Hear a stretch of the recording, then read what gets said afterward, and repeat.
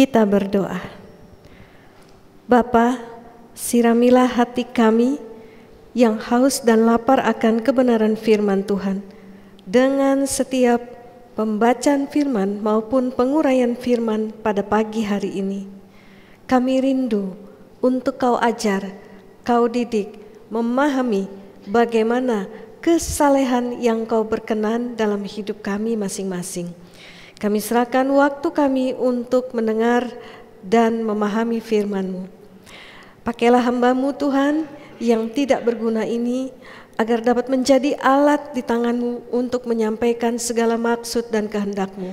Di dalam nama Tuhan Yesus kami berdoa dan memohon. Amin. Silakan duduk.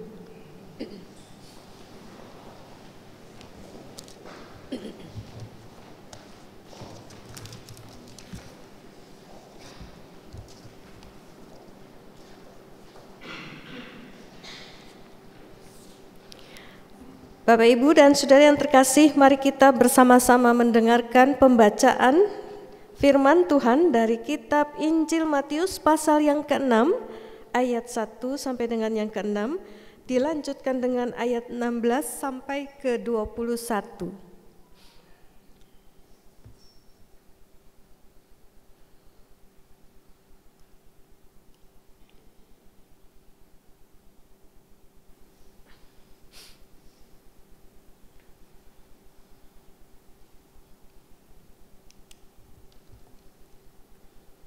Demikian bunyi Injil Yesus Kristus, hal memberi sedekah.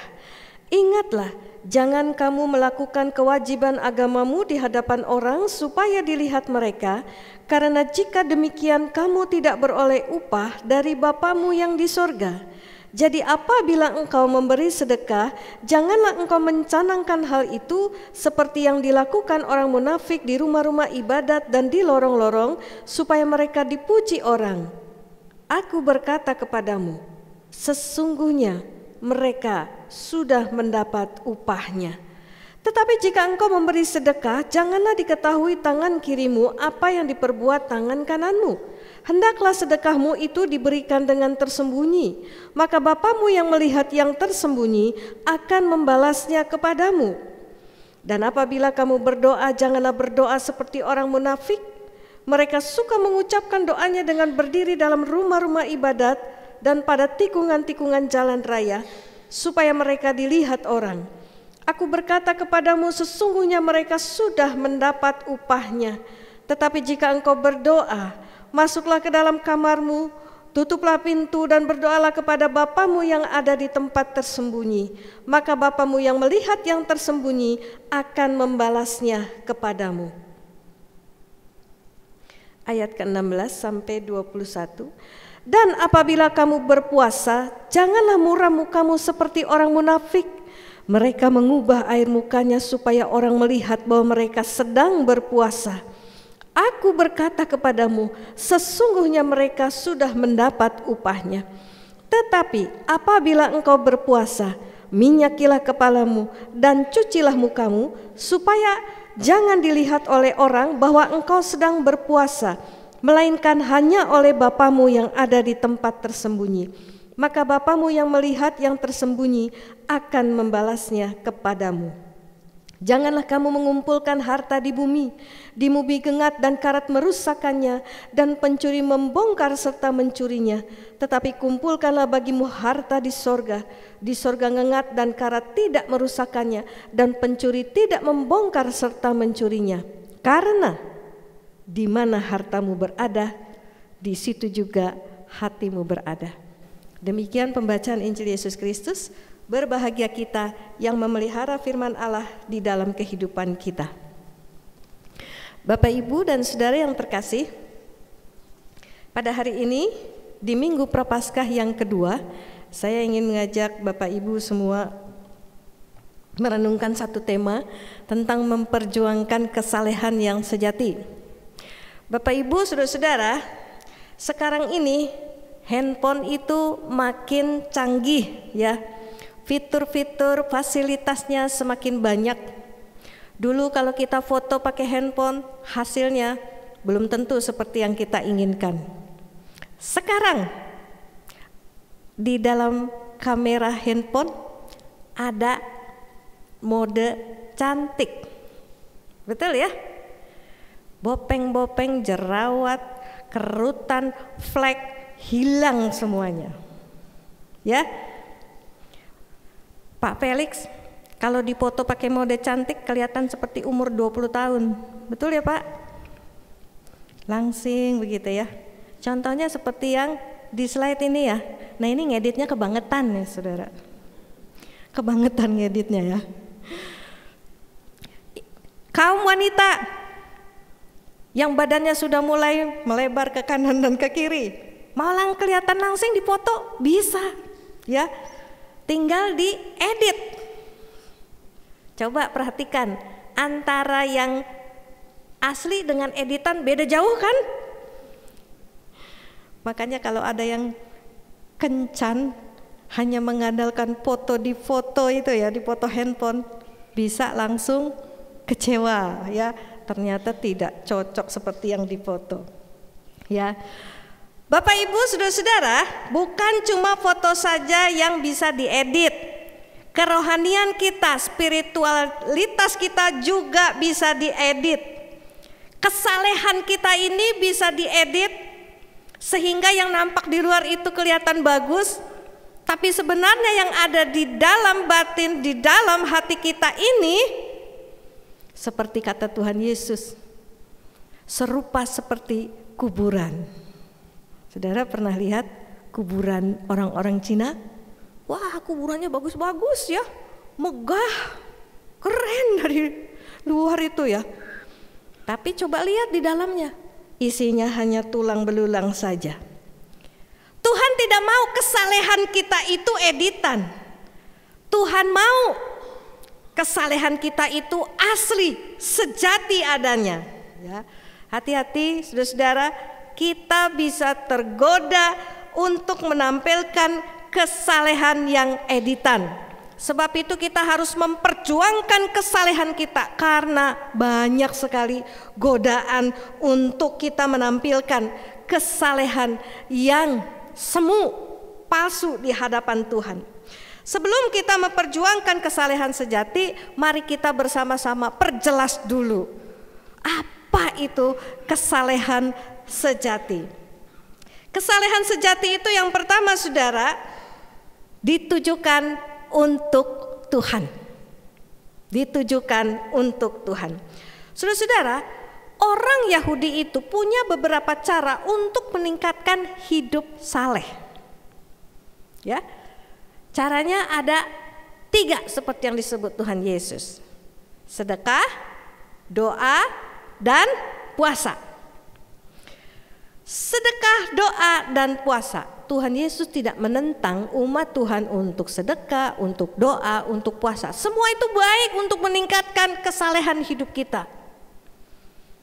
Tapi Tuhan mau meluruskan, seharusnya sedekah, doa, dan puasa yang benar, yang sejati itu seperti apa? Sedekah, doa, puasa yang sejati itu harus ditujukan buat Tuhan, bukan buat manusia. Ingat ya saudara, buat Tuhan, bukan buat manusia. Kalau buat manusia namanya pencitraan. Pencitraan itu bukan cuma ada di dunia politik sana, ya. Di dalam kehidupan rohani juga banyak yang pencitraan. Perhatikan pernyataan Tuhan Yesus berikut ini di Matius 6 ayat yang ke-1. Di situ dikatakan, ingatlah, jangan kamu melakukan kewajiban agamamu di hadapan orang supaya dilihat mereka. Ya, habis sedekah, Tuhan Yesus berkata, jangan mencanangkan sedekahmu. Mencanangkan maksudnya mengumumkan, seperti orang tuh niup trompet gitu ya, keras-keras supaya orang mendengar pengumuman yang akan diberitakan. Jangan melakukan pengumuman kalau habis sedekah. Saya habis nolong si A, saya habis nolong si B, saya harus nolong si C. Pengumuman. Yesus mengajarkan, kalau tangan kanan memberi, tangan kiri tidak usah tahu. Apa maksudnya? Maksudnya orang yang terdekat dengan kita pun tidak perlu tahu kita itu sudah sedekah, apalagi orang yang tidak dekat dengan kita. Dan kita pun gak perlu ingat-ingat lagi kalau sudah menolong orang. Kebaikan kita tidak perlu kita ingat lagi. Nah, itu sedekah yang benar. Ada seorang majelis di tempat saya tanya, Musa, kalau saya persembahan ke gereja, lalu nama saya dicatat di warta, buat contoh supaya orang-orang juga ikut menyumbang, boleh nggak? Itu pengumuman bukan? Itu mencanangkan sedekah bukan? Ya, tergantung niat Anda. Anda niatannya apa? Mau pamer, mau menunjukkan kepada orang, saya sedekah nih gitu ya. Atau memang mau betul-betul agar banyak orang lebih tergerak membantu pekerjaan Tuhan. Ya. Mencanangkan sedekah, kalau gitu saya nggak usah persembahan ke gereja, namanya ditulis di warta, bukan begitu maksudnya. Ada orang tidak suka namanya ditulis, dia pakai inisial ya. Supaya apa? Lebih banyak orang lagi yang membantu pekerjaan Tuhan. Ya. Tapi kalau kita persembahan, ya, lalu nama kita tidak ditulis di sana, terus kita marah-marah. Nah, itu berarti kita persembahan buat siapa? Buat siapa, saudara? Tuhan atau manusia?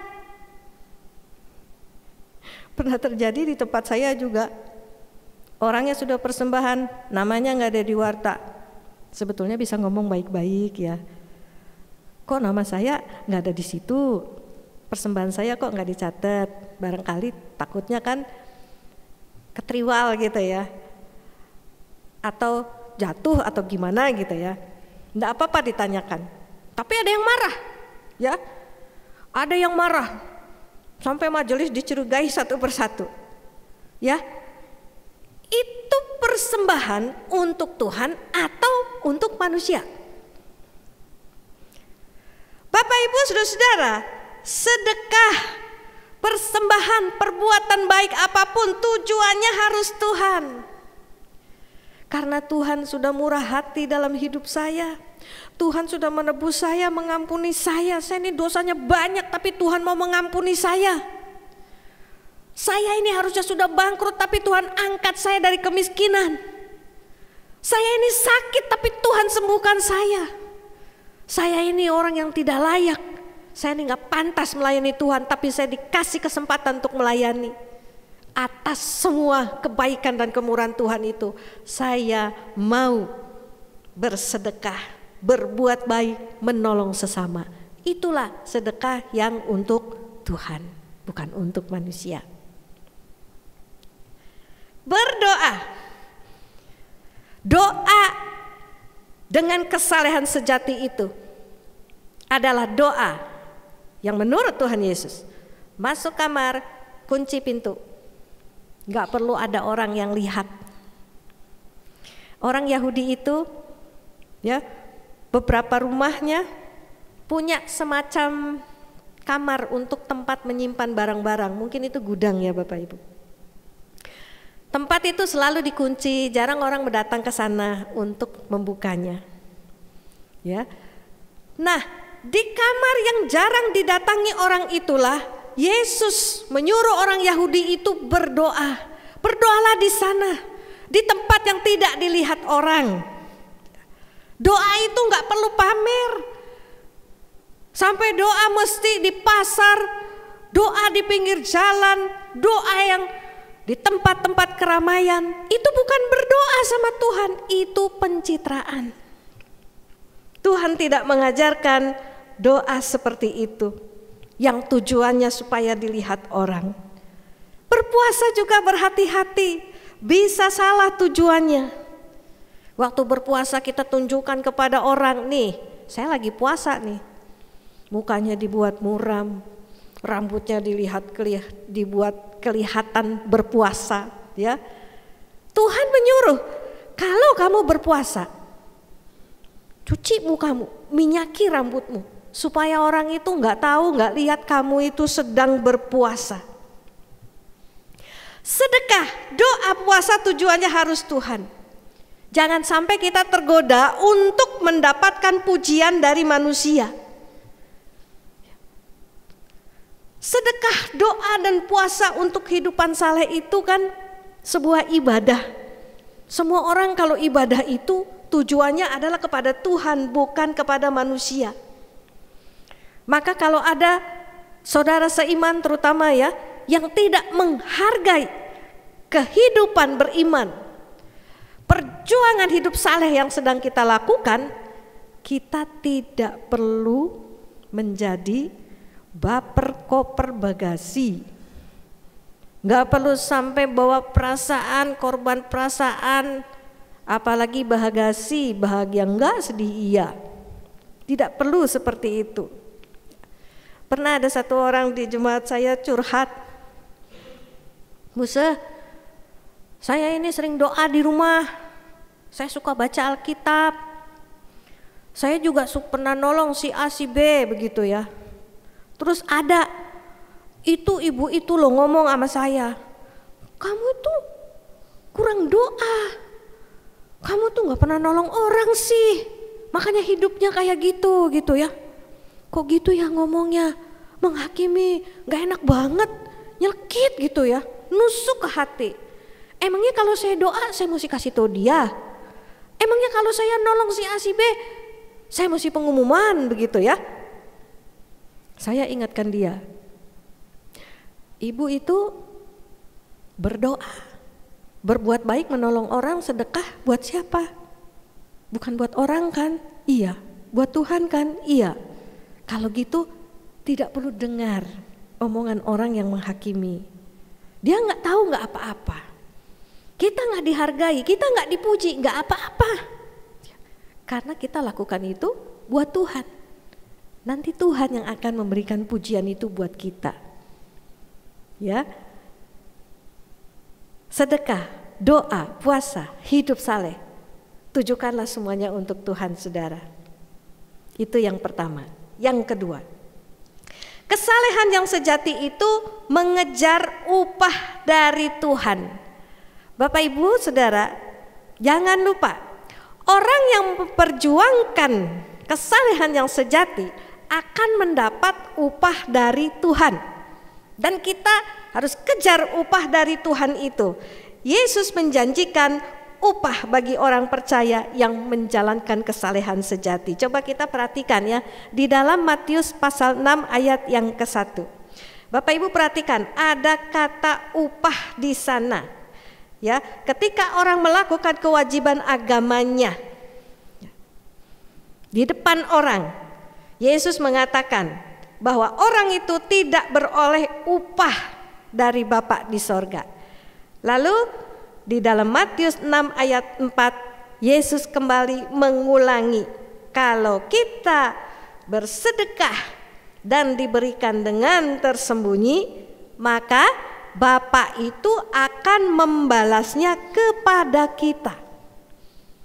Lalu di dua ayat berikutnya Yesus juga mengulang hal yang sama, Matius 6 ayat 6. Kalau kita berdoa seperti yang Yesus perintahkan, maka Bapamu yang melihat yang tersembunyi akan membalasnya kepadamu. Itu tentang berdoa. Terakhir tentang berpuasa, ayat 18. Kalau kita puasa dan melakukannya dengan sembunyi-sembunyi, maka Bapa kita yang melihat yang tersembunyi akan membalasnya kepada kita. Perhatikan, ada upah yang disediakan oleh Bapa kepada mereka yang menjalankan kesalehan yang sejati. Jadi kita harus menetapkan hati untuk mengejar upah yang dari Tuhan.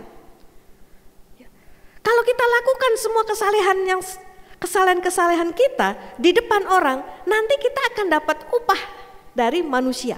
Dan kalau kita sudah dapat upah dari manusia itu, kita gak akan dapat upah dari Tuhan. Karena Yesus berkata, di Matius 6 ayat 2 tadi, sesungguhnya mereka sudah mendapat upahnya. Kita mau dapat upah dari manusia atau dari Tuhan? Kalau kita mau kejar upah dari manusia di dunia ini, kita dapat di dunia ini, tapi nanti di sana upah itu hilang loh. Apa upah dari manusia itu? Sanjungan, pujian, penghargaan. Itu saja. Tapi apa upah dari Tuhan? Coba kita perhatikan Kolose 3 ayat 23 sampai 24. Ya. Apapun juga yang kamu perbuat, perbuatlah dengan segenap hatimu seperti untuk Tuhan dan bukan untuk manusia. Ayat ke-24, kita baca sama-sama 1, 2, 3. Kamu tahu.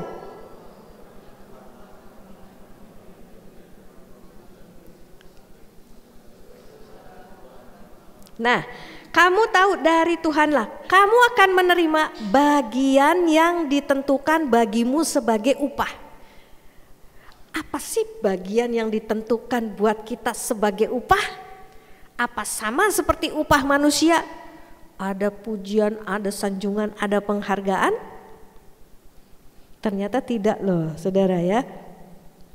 Ketika Paulus mengatakan pernyataan ini kepada orang Kolose, ya, umat di Kolose waktu itu banyak yang bekerja sebagai budak, karyawan, ya. Ada budak-budak yang hidupnya sangat miris sekali. Mereka itu selamanya tidak akan jadi orang yang bebas kalau Tuhan mereka tidak membebaskannya. Tapi Paulus berkata, kalau mereka belajar taat kepada Tuhan mereka, mereka dapat Tuhan yang baik. Tuhannya itu akan memberikan kepada mereka bagian warisan juga. Kalau mereka dapat warisan, itu artinya mereka menjadi anak, dan itu artinya mereka menjadi orang bebas plus dapat harta. Dengan cara yang sama Paulus juga mau memberitahukan kepada kita bahwa kalau kita melakukan semua hal yang ada pada hidup kita ini untuk Tuhan, berdoa, bersedekah, ya, berpuasa untuk Tuhan, kita akan dapat juga warisan dari Bapa. Di mana warisannya? Di sana, di surga sana. Kita menjadi anak Allah yang menerima warisan surga. Ada apa di surga? Ada rumah, ya. Ada pekerjaan yang bisa kita lakukan bersama Kristus, yaitu memerintah, seperti yang Paulus katakan. Ada banyak berkat-berkat sorgawi yang akan diberikan bagi kita yang betul-betul mau belajar memperjuangkan kesalehan yang sejati.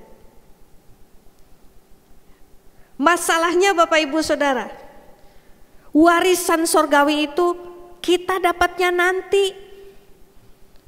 Setelah melewati hidup di dunia ini, setelah kematian kita lalui, kita nanti dapat upah itu nanti. Bukan sekarang. Banyak orang tidak sabar, ya.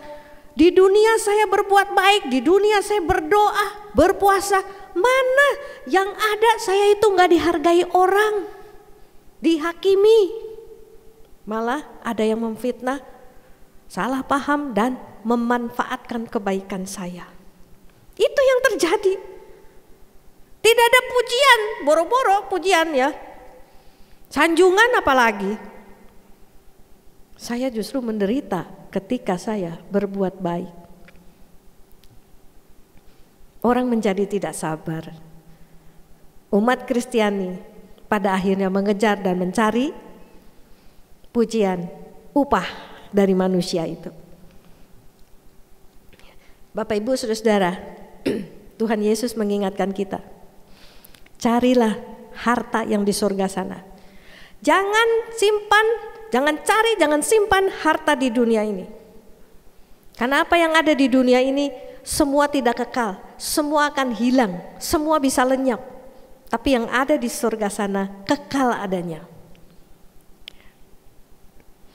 Kita di dunia memperjuangkan kesalehan sejati, tapi kita mencari pujian dan sanjungan dari manusia. Semua itu tidak langgeng, sementara saja. Hari ini manusia bisa memuji kita, besok belum tentu. Mungkin dia bisa memfitnah kita, mungkin dia bisa mengumpat kita. Tidak ada yang abadi dan kekal yang dilakukan manusia di dunia ini. Mari kita cari pujian Tuhan yang akan kita bawa sampai pada kekekalan. Itu yang seharusnya kita kejar selama kita memperjuangkan kesalehan yang sejati. Ibu Teresa pernah menyatakan ucapan-ucapan yang bijaksana ketika kita menjalankan kehidupan saleh kita, ya, seperti berbuat baik yang kita lakukan kepada sesama. Saya ingin membacakan apa yang dinyatakan oleh Ibu Teresa. Apabila engkau berbuat baik, orang lain mungkin akan berprasangka bahwa ada maksud tersembunyi di balik perbuatan baik yang engkau lakukan. Tetapi tetaplah berbuat baik. Apabila engkau jujur, orang lain mungkin akan menipumu, tetapi tetaplah bersikap jujur setiap saat. Apa yang engkau bangun selama bertahun-tahun dapat dihancurkan oleh orang lain dalam satu malam saja. Tetapi janganlah berhenti dan tetaplah membangun. Kebaikan yang kau lakukan hari ini mungkin besok dilupakan orang, tetapi teruslah berbuat baik. Berikan yang terbaik dari apa yang kau miliki, dan itu mungkin tidak akan pernah cukup, tetapi tetaplah berikan yang terbaik. Jangan pedulikan apa yang orang lain pikirkan atas perbuatan baik yang engkau lakukan, karena pada akhirnya engkau akan tahu bahwa setiap kebaikan yang kau lakukan itu adalah urusanmu dengan Tuhan. Bapak, Ibu, Saudara, sedekah, doa, berpuasa itu bukan urusan kita dengan manusia. Itu urusan kita dengan Tuhan. 2 Korintus 5 ayat yang ke-10 mengingatkan kita.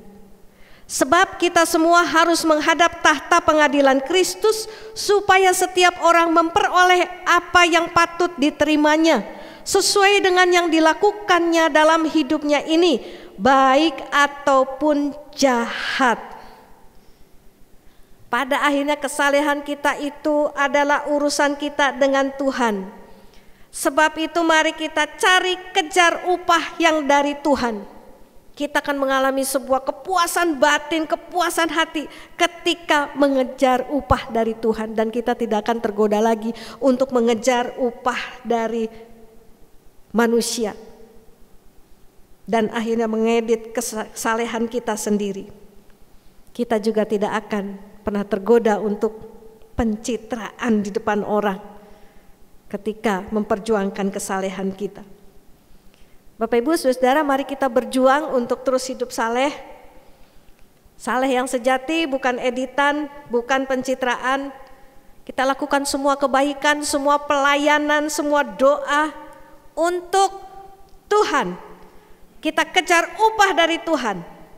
Tuhan kiranya menolong kita semua. Amin. Mari kita bersama-sama masuk dalam saat hening.